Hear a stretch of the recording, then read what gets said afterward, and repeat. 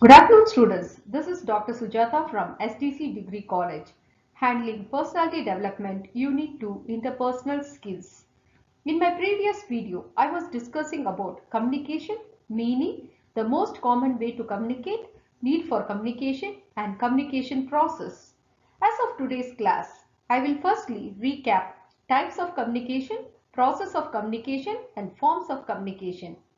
In detail, I will be discussing about verbal and non-verbal communications, what makes a good communication process of communication, which consists of 5 steps, the level of communication and the essentials of communications, do's and don'ts, how to improve body language during communication and the tips for good communication skills, how to improve existing level of communication. These are the things which I'm going to discuss for today's class. Are you guys ready? Yes, let's move on.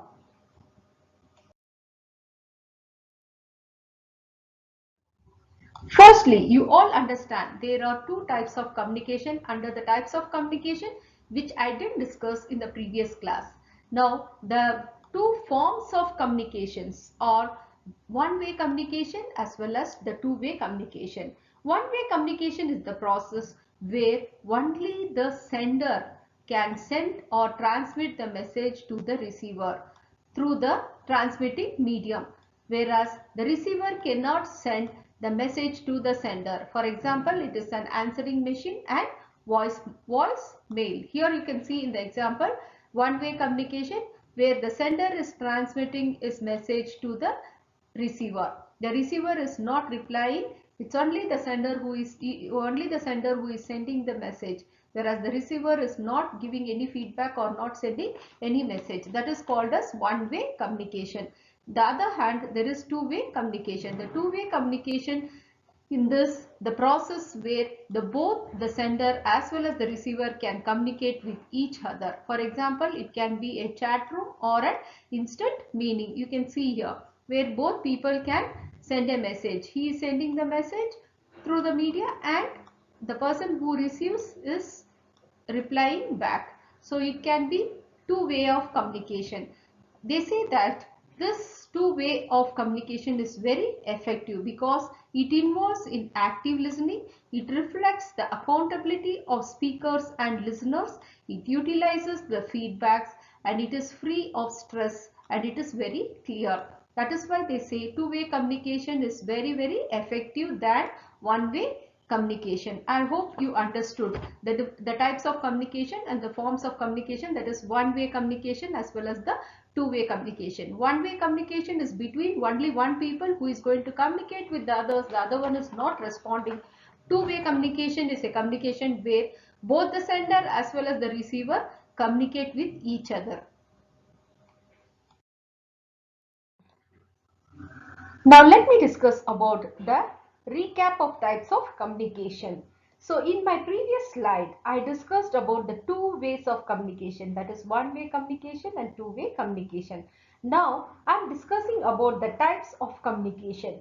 We have different types of communication, that is the verbal communication, non-verbal communication, written communication, listening communication and visual communication. Verbal communication means it is called as word of mouth or it is by words. It can be face to face, over the phone, telephone or Skype or Zoom. Chatting with friends and family is called as a verbal communication. The next one is non-verbal communication. As I told you, here the words are not used, whereas the other parts of the body is used to communicate. That is the eye contact, body language, facial expression, tone of voice, postures and gestures. These are called as verbal communication. These are the things which has been used in the human body to communicate. The next one is the written communication. Written communication is not like oral or by words. It's written in hand. The words are written in hands and send the message. For examples, through emails, report, bulletins, letters, mails and telegrams. And next one is the listening communication. Here listening communication is a communication where the person or the individual puts their physical as well as the mental together and concentrate on the communication. As I told you in my previous video, there is the difference between hearing and the listening. So listening communication is one of the active key to all the effective communications. Then the last one is the visual communications. Visual, it means seeing. We can see through image and learn things, or we can see through the image and we can get some information out of that. The infographic, video and visual presentation. Now what the presentation which I am giving you, the PPT, to make you understand about this chapter and the lesson is through PPT, is called as a visual presentation through videos. Okay, I'm showing you the images. So this is one way of communication, and what I'm doing is also called as a one-way communication. Here I am communicating to you all, whereas you cannot respond to me. You can only respond to me by texting. Okay, fine. Now let us go to the next slide. Well, let me tell you the forms of communications. So there are different forms of communication. In the forms of communication, we have, I'm going to discuss is only of two forms of communication, that is verbal communication and non-verbal communications. So I will tell you the way to communicate with power verbally and non-verbally. Under this verbal communication, verbal means it is an oral communication, face-to-face communication, public speech, telephone, interview and meetings. Under written communication, it is the letter, memo, notice, circular, reports, minutes, emails and SMS. Let me tell you some of the ways to communicate verbally. There are few ways how you can communicate. A powerful communication can be done verbally. Firstly, they say stick on to the point. So stick on to the point means that many people speak many things with a limited times. They say that powerful communication is not about saying as more things in a given time. It is about sticking to the relevant point. We have to stick to the relevant point. Sometimes we feel and also we say, come to the point, don't beat around the bush. Isn't it? Even you would have experienced the same thing. When your friends are talking, you would get irritated when he is talking so many things. He says that I want to talk to you some important things, but he will not say what important things he is going to talk to you. Apart from that important things, he keeps talking so many things. That is, he keeps beating around the bush, coming to the point. So sometimes using more fillers like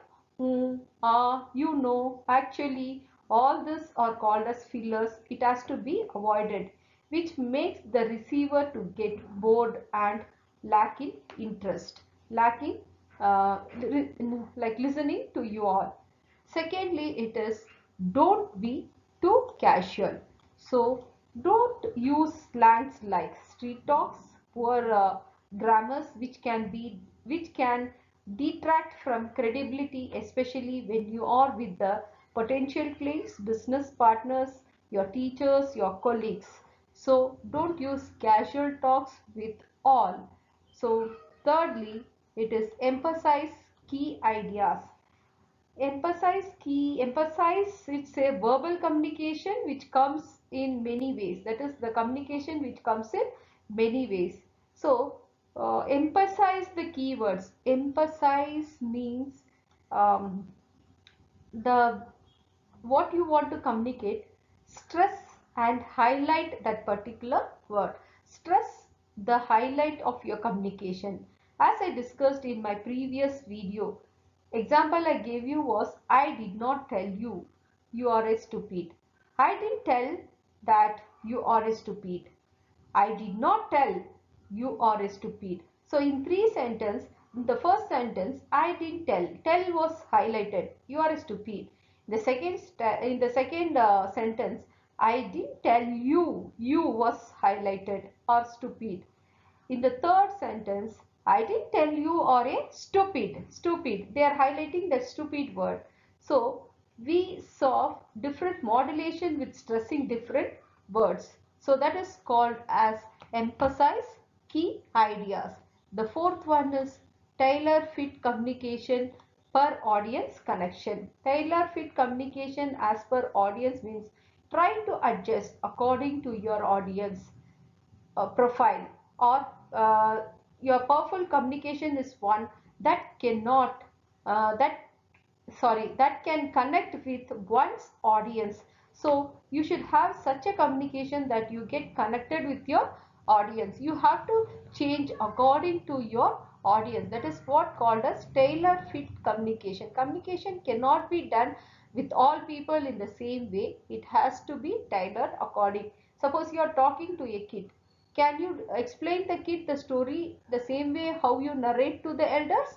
No, you tailor it. You change it according to the profile of the kid. Similarly, according to the people, your communication also should be tailored. The next one is connect. Now, connect means you must have a warm up or audience connection. So, before talking to them, to the audience, you have to warm up them and make them feel comfortable and show that you sincerely want to talk to them. The quality of your rapport with others, that is how you connect, how you get connected with the people, that is called as connect. Whenever we speak, we have to get connected with the people. The next one is making small talk and moving behind. Small talk is the ice breaking part of conversation. It is the way stranger can easy way in it makes easy for the stranger to be comfortable, to have a rapport with one another. Mastering the art of small talk and how to build from the stage can open many persons and professional doors. So try to learn small talks instead of making a very lengthy talks which makes other people get bored. Instead of that, you can make a small and sweet talk. So this are the powerful communication of verbal. So let's go for the form of communication of non-verbal. So wait for the next slide. Well, I'll be discussing some of the components of non-verbal communications, that is about the body language. Before that, I will tell you the forms of communication. The second form is non-verbal communication. Non-verbal communications are those communication where words are not used. It is not a word of mouth. It is a visual.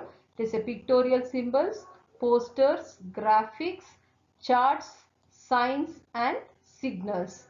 And we can say that body language refers to the message sent to other people through eye contact, facial expressions, posture, specific movements and physical contact. It is believed that a listener pays more attention to the body language than the verbal messages. The following are some of the components of body languages which I am going to discuss.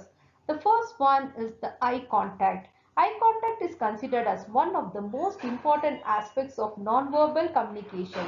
Steady eye contact often indicates that the person receives is paying attention to the communicator or the person who is sending the message. Many say that our eyes is the window to our soul. That is, one can tell if an individual is happy, sad or angry simply by looking at their eyes. Try all these tips. Start noticing from now onwards. Hope you will do so. The second one is the facial expression. It is believed that there is a universal facial expression for different emotions. They even say that face is the index of mind. For example, angry is often indicated by stares, crunchy eyebrows, and the baring of teeth. Sadness, on the other hand, can be denoted by teary eyes and dropping lips. The third one is the posture. The posture is the way you sit down, you stand up, even walk can communicate about you. For example, slumping in a chair is often considered as a sign of inattention and disrespect. Walking with shoulders and head down also indicates nervousness and low self-esteem. Puffing of one's chest has been traditionally interpreted as pride. These are the signs, these are the postures of a human being. Then the next one is the specific movement. They are specific movements that have traditionally been associated with certain message. For example, nodding head is a sign of agreement. Raising your clenchy hands and interpreted as a sign of angry challenges. Stomping on feet can be as indication of frustrations. This or the specific movement of your body language. The last one is the physical contact. The way of an individual physical interact with each other is also a part of body language. Example, shaking hands, slapping, punching or all the forms of physical contact. These are some of the techniques which you are able to follow to help your body language efficiently. That is, increase your awareness of body language. How will you increase your body language awareness?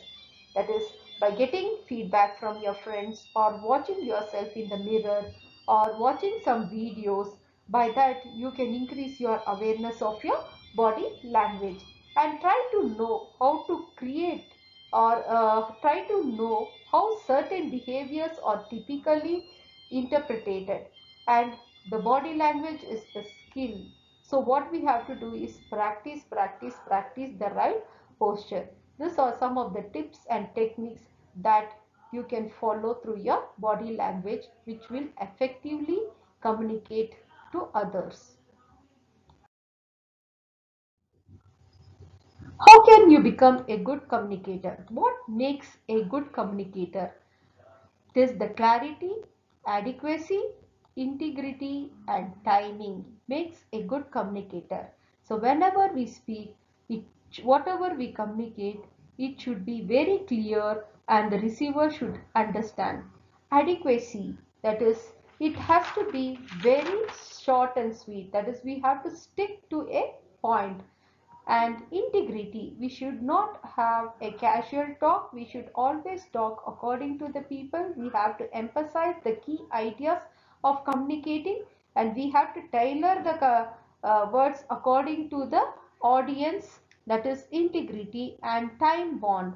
So whatever we speak, we should not speak in a very lengthy. It should be very short, and time bond should be maintained. That is, timing is very important. What we say, it should be short and sweet. When you follow all this clarity, adequacy, integrity and timing, that makes you as a good communicator. Well, I'll be discussing about the process of communication in detail. The process of communication refers to the transmission or the passage of informations or the messages from the sender, here the sender, to the receiver through the channel that is called as the medium. Here there is a medium, it is called as a channel. So here what happens is the sender is sending the message to the receiver. The receiver overcomes the barriers and affects its spaces. So sometimes all the messages doesn't reach from the sender to the receiver. There are sometimes a barriers to that, and the process of communication is in a cyclic form. You can see the process of communication is in a cyclic one, as it begins with the sender and ends. It begins with the sender and it ends with the sender itself. So in the form of feedback. Now what happens is sender is sending, it gets encoded, then it gets transmitted to the channels, then from channel to decoding, decoding to the receiver, receiver again gives the feedback to the sender. He is accepting. That is what we are going to study in brief. That is, we have the communication process which consists of 5 steps. That is ideations, encoding, transmission, decoding and response. So the process of communication begins with the ideation, which refers to the formation of idea, or we can say selections of message to be communicated. It consists of what is to be communicated, and it is considered as, see, I said what it has to be communicated, and it is considered with the content of message to be presented. Messages are generally of two kinds. Here the messages are of two kinds, that is, one is logical and one is emotional.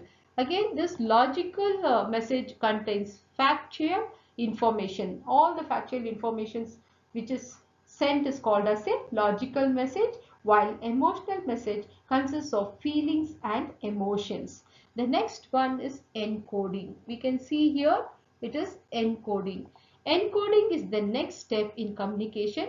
Under this, messages are composed of symbols having translation of an already conceived ideas. The process translates the ideas into the coded message that will be communicated. The channel is the means used to convey the message. That is, encoding means putting sequences of characters, letters, numbers, punctuations and symbols into a specialized format for effective transmission of message.